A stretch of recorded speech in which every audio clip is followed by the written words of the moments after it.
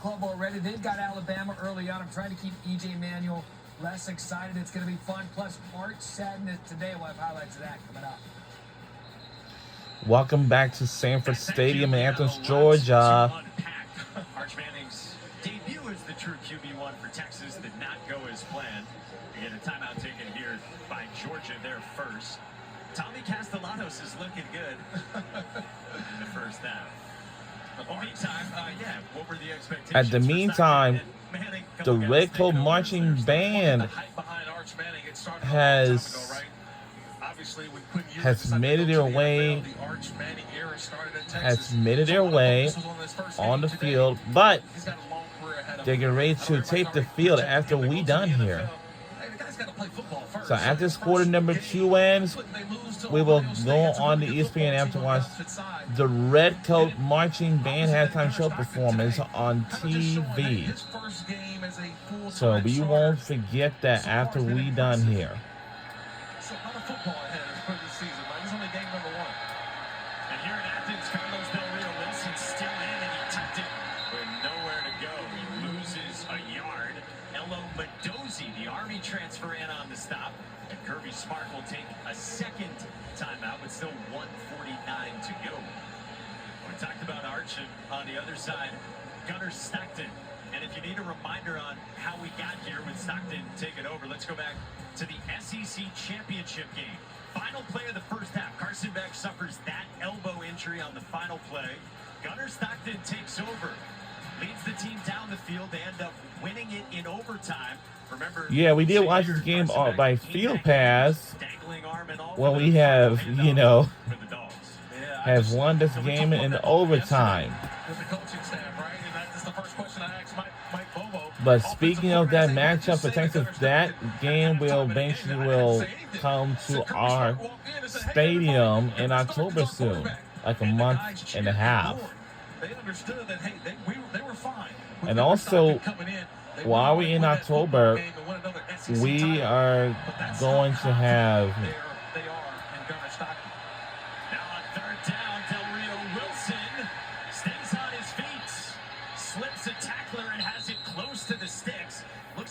Just short by about half a yard.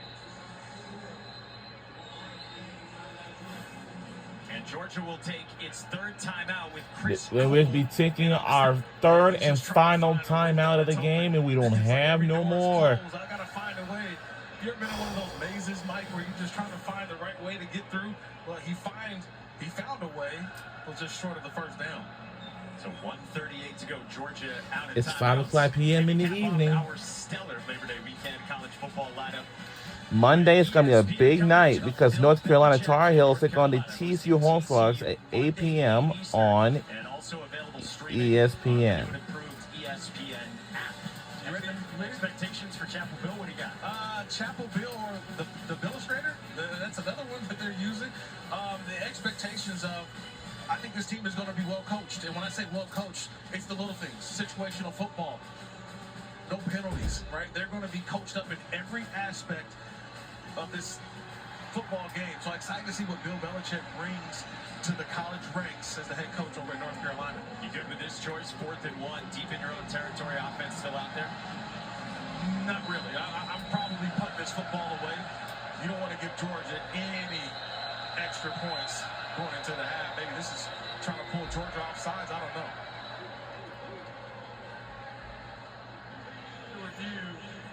To review the line to game, to see if it was made. Plays now the video review. Oh, come on. Well, they took some extra time to think about it, and they are going to review it after all, and we'll see what the spot is on Carlos Del Rio Wilson sifting. Yeah, but my first look at it, I thought he was probably about a half yard short. I don't think he had the line to gain. We'll see. This would be huge to do get the first down, right? Positive for Marshall moving forward. So looking at the line to gain. You may have just a bit, just where's that knee? Does the ball get to that first down marker when that knee touches to the ground? Again, we don't have the standard of confirmed or stands now. It's either upheld or overturned. Let's hear from Lee Hendricks. After review, the ruling on the field is upheld. It is fourth down. In the end, they go look at it after a lot of consternation, and it remains fourth down. And again, here, you think they still keep the offense out there? No, I think you punt the football. I don't know if you keep the offense out. Well, they run out Carlos Del Rio Wilson. Again, you're down by 21 here. Trying to get anything going in a first half in which 23 plays, 41 total yards of offense for this entirely new Marshall program. Yeah, I don't like the call here. Their defense has been playing great the last two series, so I think they're maybe just trying to pull the dogs offside, especially with 3 timeouts in their holster. Just trying to pull Georgia offside. But they call timeout.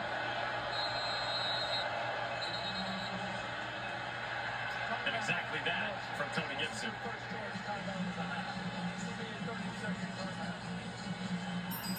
Yeah, your defense is playing pretty good last couple series, right?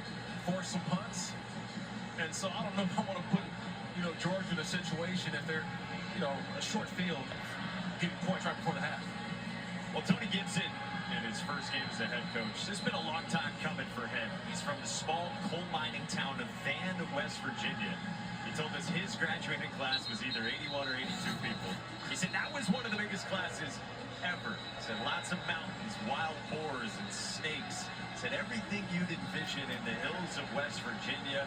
And man, he is happy to be back in his home state and leading this Marshall program after a lot of good years as a defensive coordinator, most recently at NC State with Dave Dorn. Yeah, look, a lot of people were after him. It wasn't just Marshall. There were other opportunities for Coach Gibson as well, but there was just something about heading home to West Virginia that got his attention. Zachariah Branch backpedals to the 20. And the USC transfer cuts it upfield and picks up about 10 out to the 30. So Kirby Smart used all 3 of his timeouts, and that leaves 1:27 left for this offense before halftime. And you mentioned Marshall's defense has been better here recently. Kirby Smart frustrated with probably what his offense has done since those first 2 drives. Yeah, I think, look, this is an opportunity to kind of wipe all that away. They ran the football well, but this is a great opportunity to get a 2-minute situation in. You kind of simulate this at practice, but college football, there is no preseason. So this is a valuable time here with 1:27 left, no timeouts. If Georgia can try to even get a field goal, that'd be something great to move forward and talk about at half and gain some of this momentum back. Georgia's first 2 drives, each at least 70 yards, with Gunnar Stockton at the controls. But the production has dried up since. Stockton checks it down for Cash Jones, the 5th-year senior. And that's what he does. He gets popped out near midfield after 13 yards. Yeah, that's a nice job. Gunnar Stockton doesn't get greedy. He takes the check down, gets a positive gain. Again, no timeouts at Stockton's disposal. Quick one toward the sideline, caught there by Colby Young. 5th-year senior wrapped up by Boogie Trotter. Young back after the suspension away from the team last year. That is Boogie Trotter, who is down for Marshall, the senior corner. And I don't want to speculate anything. I'm trying not to up here, but when he points over there, that's a cramp. It's very hot. It's humid down there on that field. For a player injury, players on the defense. Georgia has elected to decline the 10-second runoff. Therefore, the game clock will start on the snap. Yeah, just being down there, early September games was the first thing we talked about this morning, Mike. I said, hey, conditioning and weather. We always forget about it. Me as a former player, you hydrate, but you know, am I hydrated enough? And you get out there on the football field and you're exerting yourself a lot more than you did in practice. And that, to me, looks to be a cramp as he keeps trying to stretch it out, and he'll go get some fluids over there on the sideline. See Trotter trying to jog it off for Marshall. So one of their top 2 corners exits, with Georgia at its own 49-yard line. Second down coming up, and still plenty of time to work with here before halftime. Yeah, but I want to see Colby Young get out of bounds on that one, too. Had an opportunity, catch, get out of bounds, save some of that clock.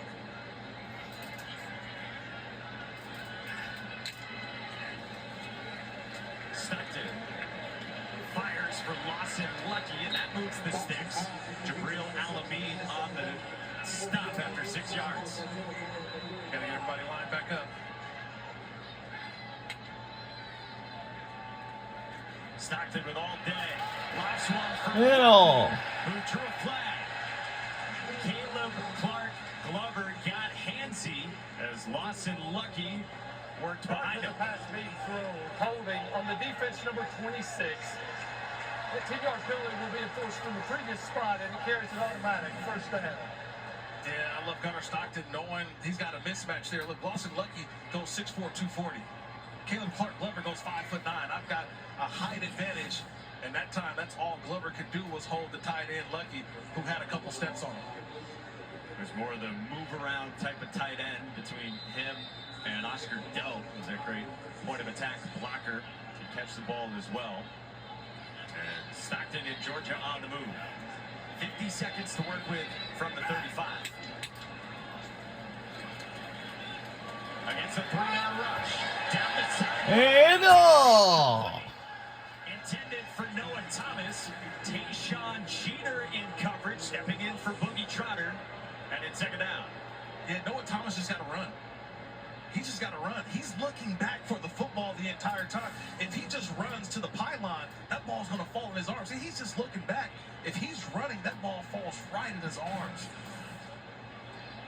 Just trying to get that chemistry. He's one of those guys we talked about earlier on, like Zachariah Branch, Noah Thomas, two guys out of the portal. Yes, Georgia went in the portal and stocked up with wide receivers.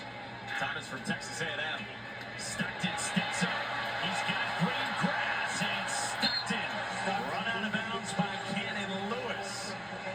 Stockton effective with his legs. It's 10 and a first down. Just a heady play, racing to that sideline, knowing he's trying to preserve time. No timeouts. He sees that everything's well covered. Get the positive yards and get out of bounds.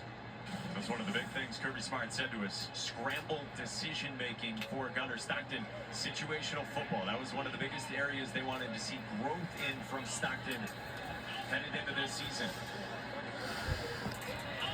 Still 38 seconds to work with for the Bulldogs. Branch broken up across the middle. Daquan Smith, the fifth-year senior safety in coverage. Yeah, just watch the eyes of Stockton. He just stares down Zachariah Branch. It's pretty easy. we're under the final few seconds remaining in the Nice job there by Daquan Smith. quarter two before we go into mention at half Knocking that ball away. time. He's one of the rare returning players actually entered the portal but chose to come back to Huntington, West Virginia. Second down, 34 seconds for Stockton and Georgia. Just a 3-man rush. Jones out of the backfield. Dropped the football. Whoa! Marshall. Jabril Oh, Allen. no, you don't! And Tayshaun Cheater runs it back into plus territory. Wow! Field is a fumble recovered by the defense. First down. Wow! Yeah, I think they may rule this one dead. Jeez! I don't believe he had possession of the football. I don't believe that. Wow! I don't know if he had full possession. Never brought it into his body, I thought. Ball was moving. I don't know if he had possession of that one. And we'll have to take Wow! a look at Looks like that I one. was Just don't know taking if in I the saw lead. That's great. possession all the way through before it was knocked out of his hands. Well, let's see what Jerry McGinn thinks of this as well. Jerry, what do you see in terms of Cash Jones turning on a catch and run? Yeah, I agree with Kirk that the rule on the field is a catch fumble, but I don't believe he has full control of the ball, and it's going to be overturned to an incomplete pass. The ruling on the field is a catch followed by a fumble recovered by the defense. That play is now under video review. So you guys are in agreement. Jerry, what is the standard in terms of making a football move if you're Cash Jones? A catch, what does it need to be from him for it to be then a fumble? Yeah, Mike, first they need a firm grip control, a body part down in bounds, which he does have, but then enough he has to have control of it to perform in that comment of the game. And I believe that the ball was still moving in his arms. He didn't have full control of it. Yeah, that's what I agree with you on that one. Never maintain control of the ball long enough to truly perform an act common to the game. And it happened. It was a bang-bang play. And that's why I believe that they'll overturn this call of a catch and a fumble. I just never saw full, firm control to confirm it as a catch. Or I agree. Uphold it as a catch. On the field, the officials. On the field, the officials are going to do exactly what they're going to leave it go and then have replay take a look at it because it is, as you said, a bang-bang play. We see Tony Gibson waiting with all of you for the answer. What would be a big takeaway for Marshall, and even with just 24 seconds left, takeaway plus territory for him if they do this is reversed. It's incomplete pass, so the call is overturned. Please reset the game clock to 32 seconds. 3-2. All right, so good call by both of you. And again, the letter of the law, to secure firm control with the hands or arms and then maintain control of the ball long enough, like you said, to perform an act common to the game. That feels right to you. Yeah, it felt right. Coach Gibson's like, we're just trying to get a break here. Just trying to find a play to spark something for that defense, but just never saw firm control. So you put 32 seconds on the clock.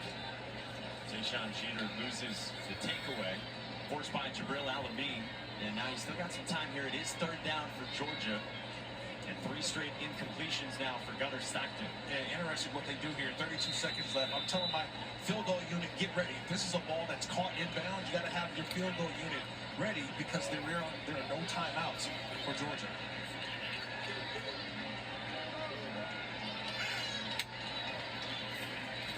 Stockton on third down. He loads it up. Whoa, no. And nearly intercepted.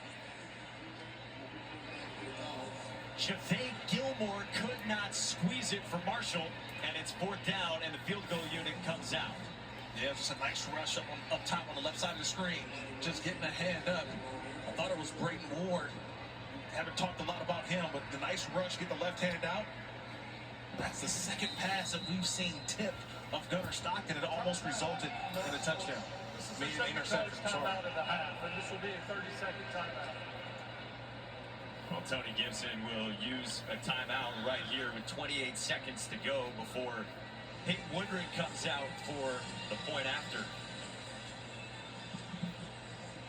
So 21-0 in Georgia, number 5 team in the country is up here on Marshall. We welcome you back upstairs here at Sanford Stadium. Kirk Morrison, Mike Monaco with you, Don Davenport down on the field. How would you assess what you've seen from Georgia? Because it was a great start offensively, but it has dried up. Well, it's all about the running game. And to get this game started, we saw multiple running backs, but also the quarterback, Gunnar Stockton, really took over that first quarter and the early part of the second quarter.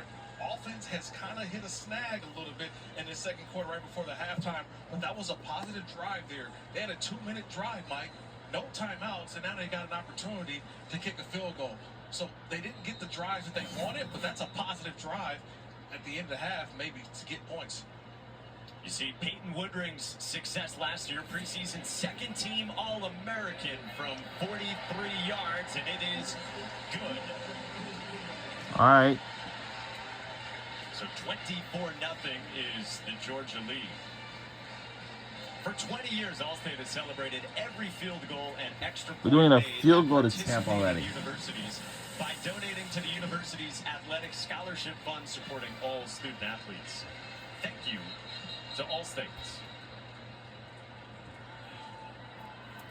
Well, it's been all Georgia so far.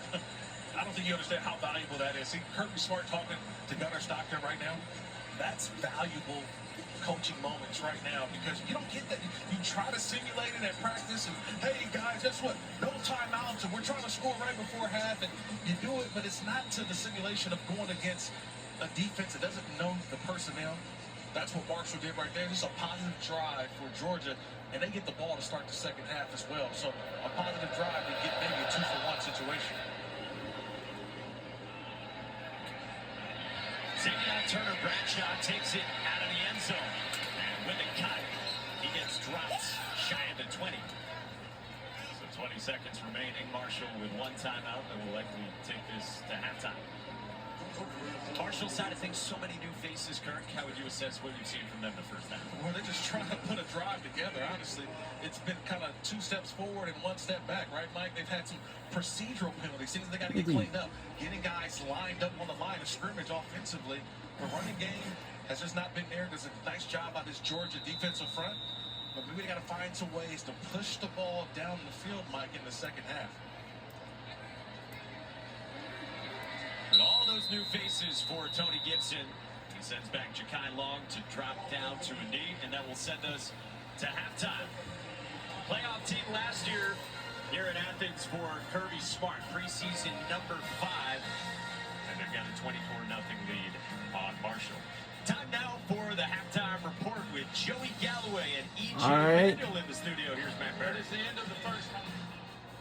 Mike Monaco.